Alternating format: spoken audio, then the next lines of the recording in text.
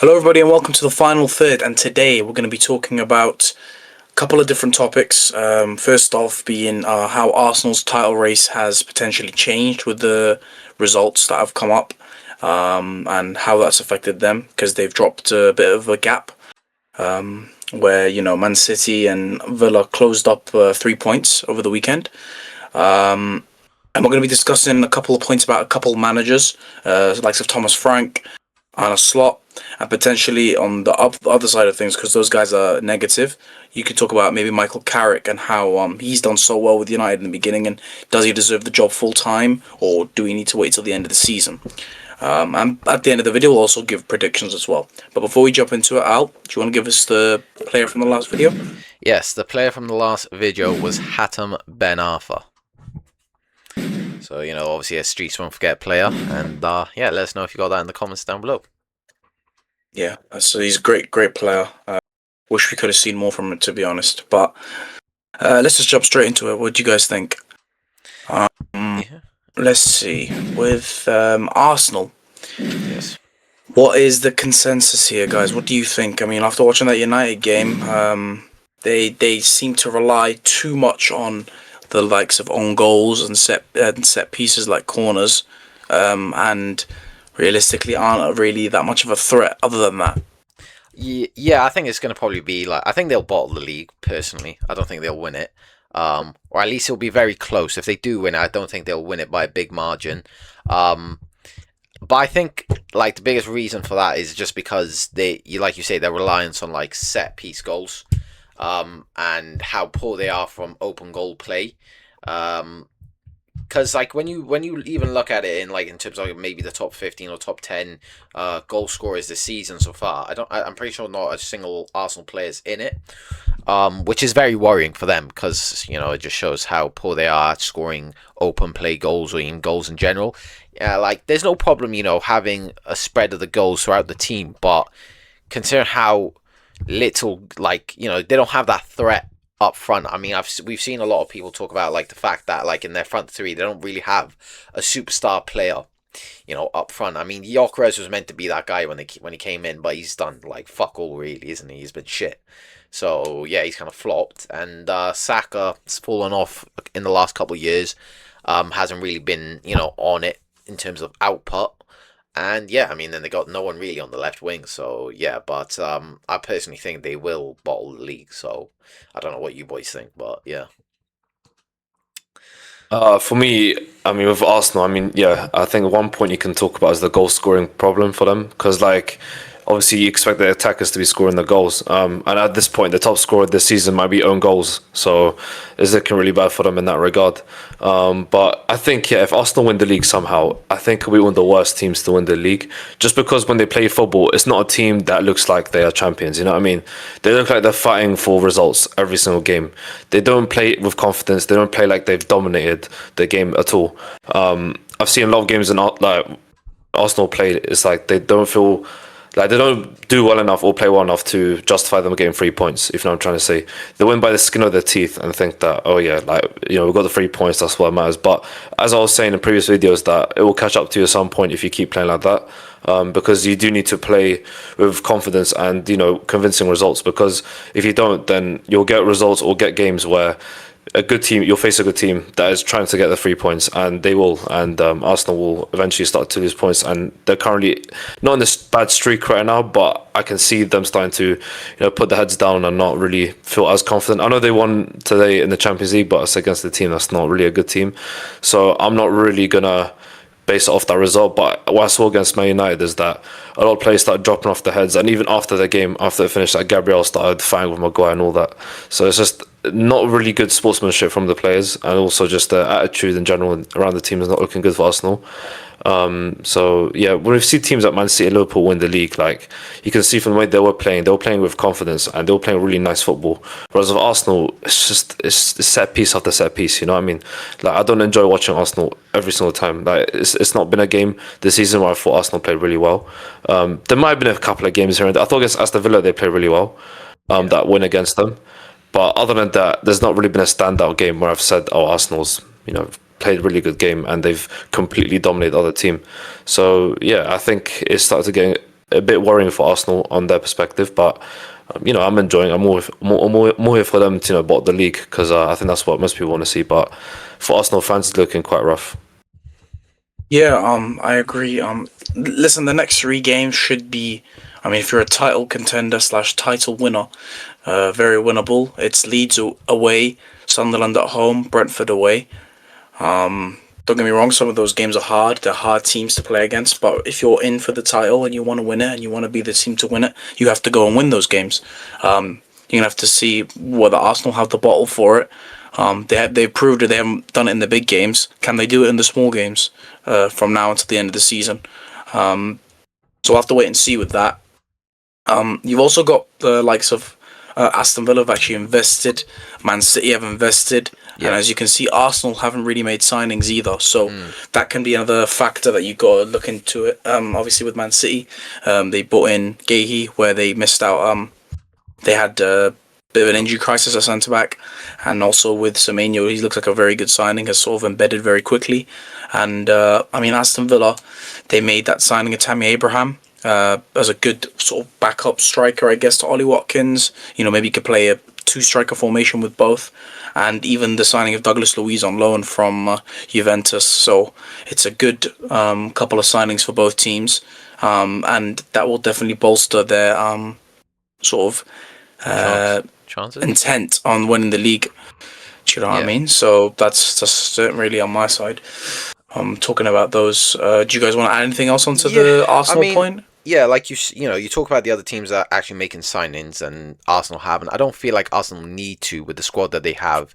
They don't need any, they don't really need, maybe you could argue left wing in this, but when you look at the squad, that squad should be good enough to win the league, realistically. And if they don't win the league, it's not going to be because of quality in the team, but more because of the mentality. And maybe you could even argue the tactics from Arteta, right? Arteta's maybe set them up in a way where they have become reliant on set pieces, because I don't believe these players are the reason that they have become reliant on set pieces, if you know what I mean. Because they have a very, very good quality squad. I mean, they do have world class players in that squad. Maybe not in the attack, if I'm being honest, but in the midfield, in the defense, I think they do. I think even the goalkeeper is probably world class.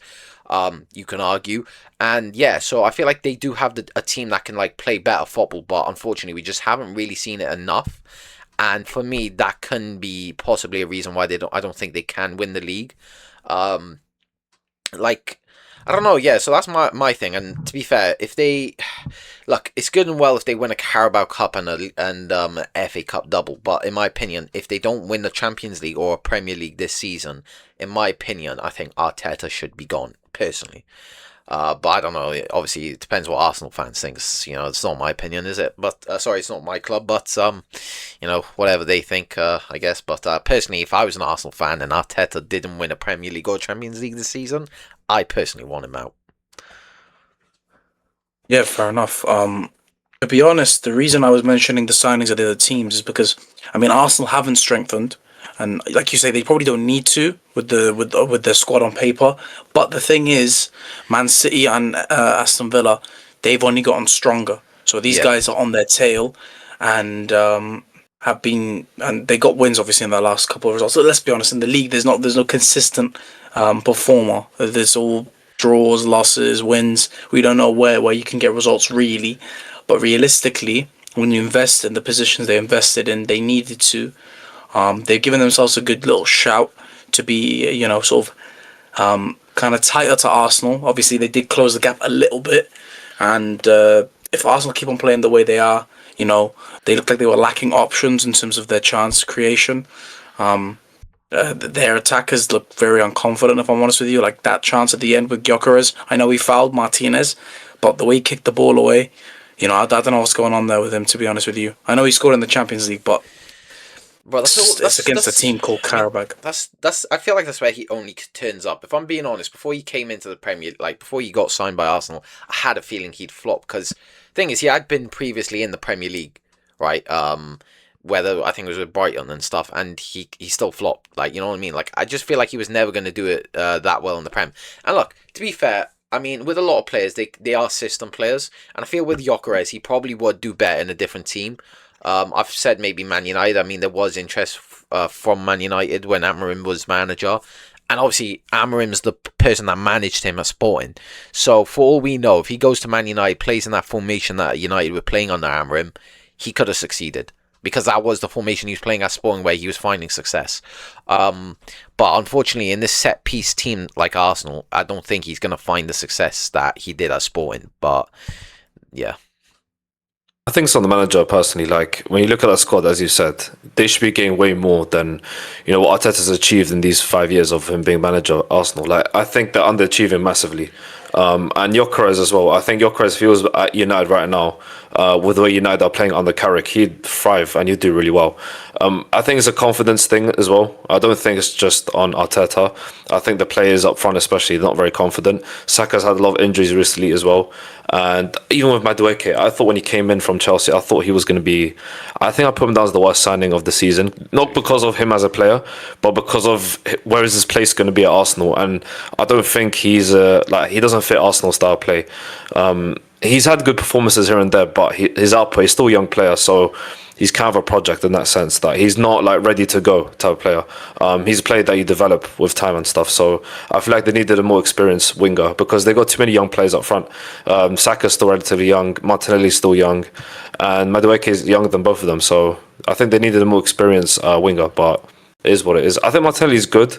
I think he's had like some games where he's like put in a brilliant ball or a nice goal or whatever, but I don't think he's consistent enough. But he does have moments of brilliance. But I think they need a player who's gonna like Mbeumo, who's gonna like provide more consistency and stuff. So yeah, I think that's what Arsenal's missing right now. To be fair, 100%. Their attack is way below par when comparison to the rest of the team. The midfield is great. Their defense is, I mean, there's no question on the defense. They're one of the best in the league, even though they conceded 3 goals against us. But other than that, really, they are good. But like you say, the attack is just, I don't know, even the stuff. It's multiple things, if I'm honest. The style of play doesn't really help the attackers either, you know what I mean? So, yeah. I'm going to give them a bit of, not credit, but, I'm defend them a little bit, you know what I mean? Yeah. But I feel like let's move on to the manager situations. We have, let's go on to Tottenham first, right? Tottenham have not won a Premier League game in the last 5. Might have not won one before that either. And it doesn't really look like they're going to win one in the Premier League for a while, if I'm honest. What do you guys think about Tottenham at the moment? Yeah, you know what? I think the game, like when West Ham beat them, that made me realize like how bad it is there. Because we were on a level of shit, and the fact that we beat them just shows how shit they are. Like, you know what I mean? That they've been, and it's honestly, I don't think I could have predicted like how this would have turned out with Thomas Frank and Tottenham. Because I genuinely, obviously, I put him up for manager to watch, and it's because of how well he done at Brentford. I thought he would be able to, with the squad that Tottenham had, maybe do much better. But sometimes what we find is these kind of managers like Thomas Frank aren't necessarily, like maybe they take too high of a jump in terms of like the club that they go from and to, and sometimes they can't handle it.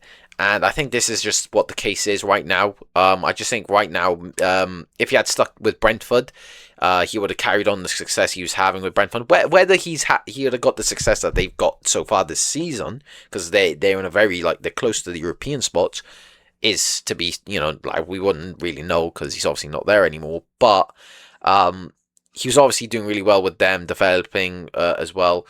And yeah, no, sometimes, they think that, these managers seem like they're ready for the next step, but it just doesn't work out. And I think that's what the case has been with Tottenham, but it's gone just so horribly wrong. And it's kind of sad to see because he's a very likable guy as well as a good manager.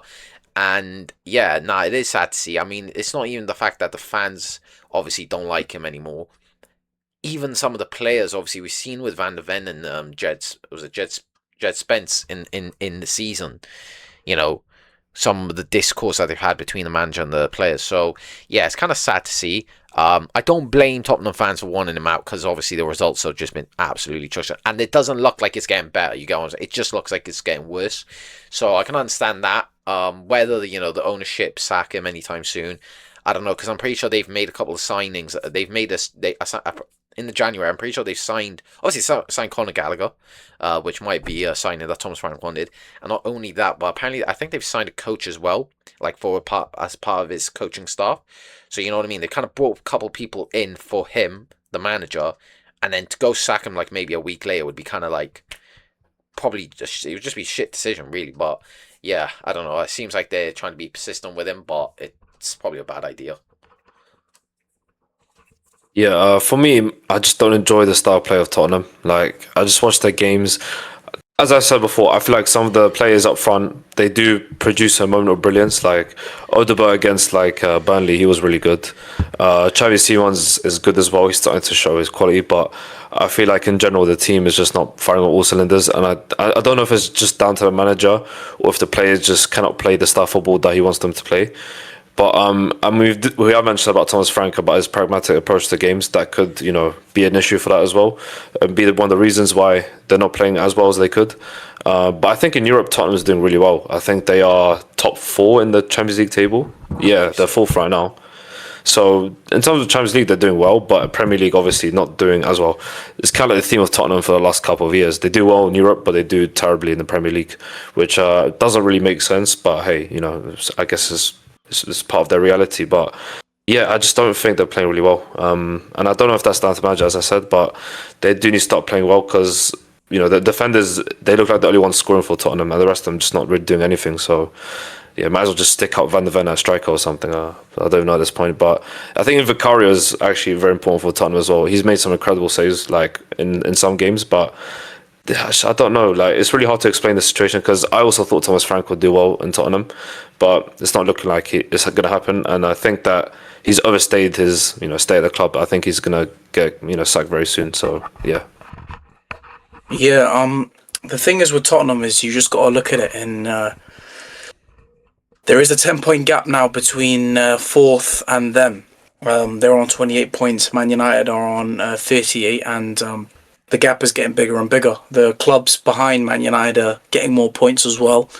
And then we were talking about how close it was. It is starting to spread now. The top 4 is starting to look more defined, if that makes sense. You got United, Liverpool, and Chelsea all really fighting it out for that 4th spot. And then the rest of the teams, trying to fight out for Europe. And it's starting to look more defined. And Tottenham are nowhere near it. If they get Europe this season, yeah, if that's what I'm saying. Like, if they get Europe this season, I'll be surprised. And, I mean, they're closer to the relegation than they are to the top 4. Yeah. So, yeah, it's looking a bit bleak for Tottenham, to say the least. Agreed. But if we talk about another manager who you could say is under a bit of pressure, hasn't won in his last 5 Premier League games either, that is Mr. Arne Slot. They haven't been good at all. The most recent result in the Prem was the Bournemouth defeat last minute, which really does hurt and sort of break. I don't really know, break the backs, I guess. Is that the right saying? I guess. I know they won 6-0 today against some. With all breaks the heart. Wi-Fi. Yeah, Wi-Fi password. With all due respect, but yeah. I don't know what you guys think about Arne Slot and his situation at Liverpool. Yeah, it's a hard one, right? Because obviously he has won a league with Liverpool, so it's like how much credit does he have in the bank, really? I mean, look, it's obviously just kind of gets worse like every week with them. It's hard because they'll get a result and it kind of seems like it's all okay, and then lose a couple more games and then this the pressure's back on him. I've seen Jamie Carragher defend him big time. Fair enough. And again, I get it. He does have credit in the bank for winning the league because a lot of people have said, he's inherited the team from Klopp and that's the only reason he won the league. And it's not because of him as a manager. But I just think that's false because one thing we also saw under Slot, which we didn't see under Klopp, is how Gravenberch is, if you know what I'm saying. He developed Gravenberch, Arne Slot, last season and became such a phenomenal player. To be fair, he was Gravenberch was probably one of the better players in the league last season. He you're probably like top 5 players in the league last season, if I'm being honest.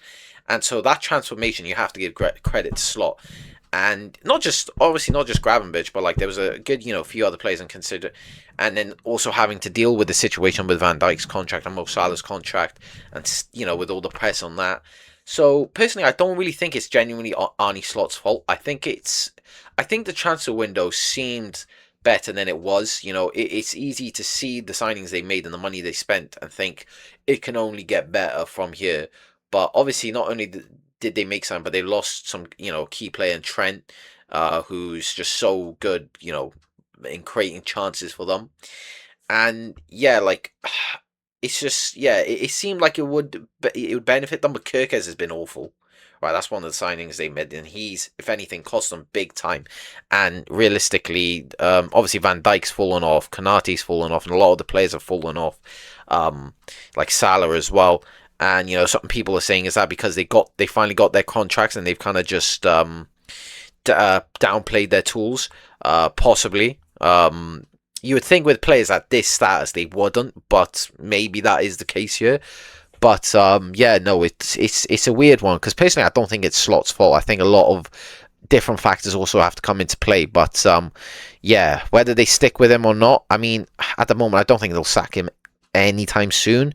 But the pressure definitely is building, and I mean with results like the one against Bournemouth, again, is that his fault? Or is it mostly down to the team? Because personally, I think Van Dijk is, needs to be held accountable big time for that game as well, specifically. And not taking the accountability, especially as like the senior, player there, the captain, it's really poor. It's really poor. Yeah. Yeah, I agree, to be honest. I don't think that Slot is mainly to blame for this. I mean, I know people say that, as Ali said as well, that he's inherited Klopp's squad, when he won the Premier League. But I think there's a lot of work that goes into winning a Premier League. It's not just about what team you inherit or whatever. He clearly knows what he's doing. He's done it in his first season, so I think there's a lot of merit to be, given to him. And I do think he needs more time. I think after the season, I think that's when they need to assess whether Slot is the right man to go forward or not, depending on where they finish in the table. Because right now, if they finish like 6th, which is what they are right now, then I think that that is probably fair for him to get sacked, because as champions you can't lose that badly. Like you can't finish 6th at the end of the season. I feel like that's way too low for them to give Slot another season. But yeah, as Ali's mentioned as well, Van Dijk, there's a lot of games where he's making a lot of mistakes and costing them goals big time. So I think that's not stuff that manager can be blamed for. I mean, these individual errors are not something the manager can control. He's doing his best to set up the team well for wins and the 3 points. But if the team cannot execute the plan well and always cause sloppy mistakes and all that, then that's not something the manager can really do anything about. And yeah, it's unfortunate, to be honest. And Szoboszlai is one player that I feel bad for, because he's been turning up every single game for Liverpool, but the rest of the players don't seem like to show the same courage or effort as he does. And yeah, I can see it's probably very frustrating for him to give out 8 out of 10 performances, week in, week out. Yeah, the rest of the team does not even attempt to, help him out, or just not do any silly mistakes that cost him the game. So yeah, the players do need to step up, especially Van Dijk, because he's the captain. He needs to speak up for the players and speak up for himself too, and not just blame it. Because I've seen Van Dijk's body language, and I don't like it at all. Because every time they concede, he finds a way to blame other players on the pitch and does not look at himself. Yet he's the reason why they concede. So it makes no sense to me, and I don't like people like that who just blame others rather than looking at themselves. So yeah, his like arrogance is starting to spread on the pitch and onto the team, and I don't like that at all. As a captain, you have to be a role model, but also when you mess up as a captain, you got to accept that you're in the wrong and not blame other people. Take accountability, exactly. So yeah, I think Van Dijk is the biggest problem right now at Liverpool. He's getting old. He's not as good as he was before, and now he's just starting to blame other teammates for his own mistakes. So yeah, I think that's one position where Liverpool need to think about and reassess, and possibly move him on after the summer. I think they need to either invest in young talent or invest in centre backs who are much younger than him and doing well. I think Gehi going to City is a big loss for Liverpool, because as we know, at the start of the season, Liverpool's target was Gehi, and now he stayed at Crystal Palace. after all. I think that is the main reason why Liverpool is not doing well as they could. If they had to play like Gay, I think they'll be doing much better now. So yeah, other than that, not really much to say. But I think Slot should be given time. I think the pressure on him right now is quite unfair. Yeah, I agree. Also with the centre backs as well. Other than Van Dijk, there is no centre back that is fit. So he's kind of working with the what he's got. I think Joe Gomez is back bare still. bones. Yeah, Joe Gomez is injured. Kanate's injured. So as well. What was the guy? The Leone. Leone, the Italian guy. Yeah, so to be fair, this happened a couple seasons ago with Klopp, if you remember, where he had two of his centre backs injured. He had to play like Fabinho and Henderson there. He played Gravenberch there today. So it's not looking good for Slot. It's not ideal. I'm not sure how long the centre backs will be out for as well. Even though Kanate hasn't done anything of note, and actually Liverpool fans don't want him back, from what I've seen. I don't blame them. But yeah, it's not ideal for Slot, and like you guys say, it's probably not on him because the players aren't performing to the level that first of all they're getting paid. Second of all, the way he's put them out, they actually do play good, but it's more like finishing is a problem. If that makes sense. But yeah, that's it really. I don't really think of anything else about Liverpool. I don't really care about Liverpool, if I'm honest with you. Hopefully they keep on falling off, if I'm honest. I'd love to see it.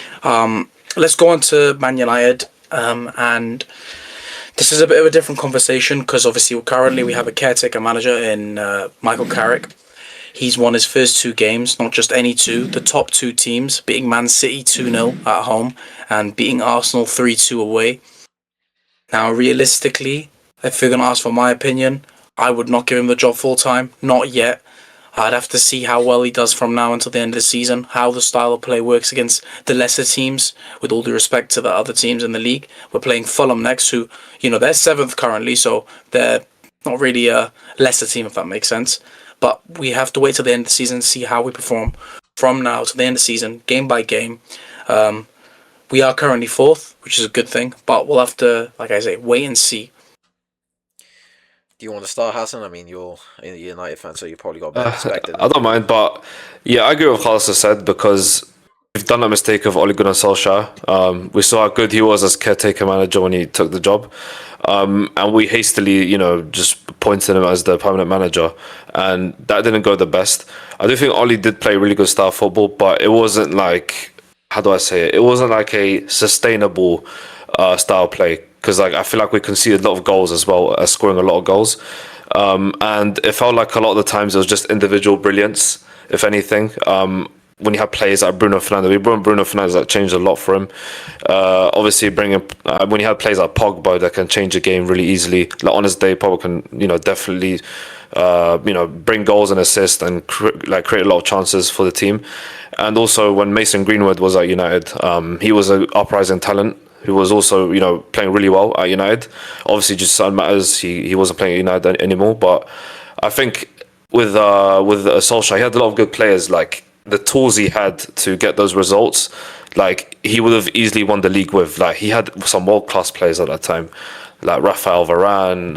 Who else did he have? But yeah, Pogba, as I said, Bruno, Cristiano Ronaldo. Huh? Yeah, Ronaldo. Yeah. And Cavani as well. Like so many good players, you know what I mean? So it's like the fact that he didn't win a single trophy was very concerning. We did get close, Europa League final, and it was probably the most heartbreaking moment as a United fan, growing up. But hey, it is what it is. We move on from that. But yeah, I just think Oli. I don't want Carrick to be in the same boat as Oli. I think, as Khalas said, we have to wait until see more results under Carrick, see how it goes, because it could be just a manager boost, as we've seen a lot with United. When you bring a new manager, players start to do well, try to speak up for themselves and make it seem like it was the manager's fault, not our fault. You know what I mean? Because I feel like at United, the players do speak a lot more than the manager does, or they get given more chances than the manager does.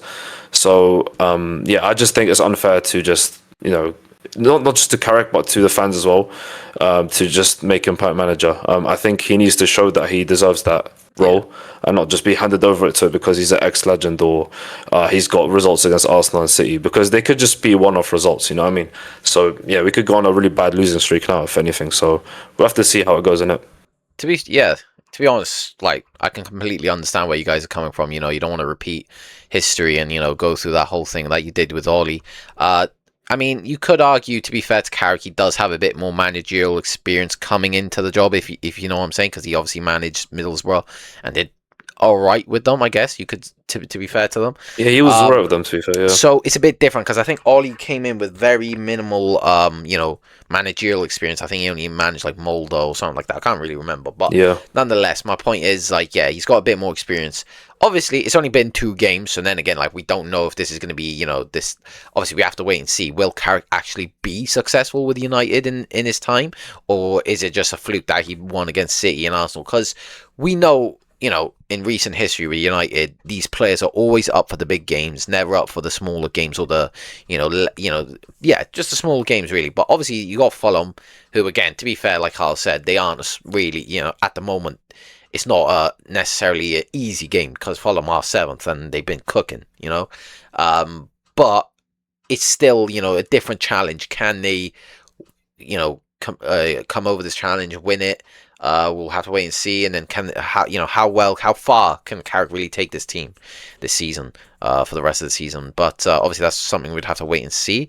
But do you think if he literally, let's say he won, like obviously he's not going to win all of his games, but if he won, let's say 10 out of 15, do you think and let's say, like, my thing is, like, I've seen people say, like, if Enrique wasn't available and he did win 10 out of 15 games, then maybe give him the job, like, over Glasner or Iola. Do you think that would be fair? But if Luis Enrique is not available, or what? I think it depends on the style of play we play as well. We've played well against the two big sides, who are going to be dominating you and going to be keeping you on the edge of your box, where you're going to have to be defending the whole time. Listen, the game against Fulham is going to be very important because I feel like Fulham are more counter-attack. So can we play well against that is my question. If we can perform against those teams and build up consistency, and let's say we do win 10 out of 15 games, or even potentially more than that, right? That's likely to be enough for top 4 if we're honest with ourselves. I don't think I would. It's hard. It's hard because you got to see how we play from now to the end of the season, what results we get against what kind of teams. Then you make a judgment. Like, it's easy to say, 10 out of 15 games. It's easy, but me personally, I got to see it with my own eyes. Got to see how we play, see who we play against, see which players perform, see what positions we need to upgrade as well. These are all things you got to take into account. And to be honest, I know Man United fans normally they like to jump the gun. They see something positive and then they like to just grasp onto it. But for me, I'm very happy with the performances we've had. But we've had so much negativity over the last couple of years. I don't know whether this is going to be sustainable. I think it's 2 things I can say as well. Like, one thing I want to say is Ineos, obviously. I don't trust the judgment either because we've seen the shocking decisions in the recent past, you know what I mean?